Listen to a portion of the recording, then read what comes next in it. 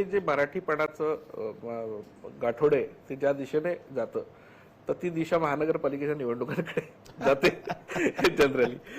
तर त्या दृष्टीने आता ऑब्व्हियसली तुमची तयारी सुरू झालेली असेल आणि तर जागा वाटप आणि ओव्हरऑल या याच्यावर काही बेसिक चर्चा सुरू झाली आहे? आता आम्ही चर्चा सुरू करू. आतापर्यंत आम्ही सगळे नगरपालिकेच्या निवडणुकीमध्ये होतो. आता महानगरपालिका मला असं वाटतं की सेकंड टप्प्यामध्ये आता कोर्टाच्या निकालामुळे इलेक्शन कमिशननी स्पष्ट केलं की आम्ही आता महानगरपालिका घेणार.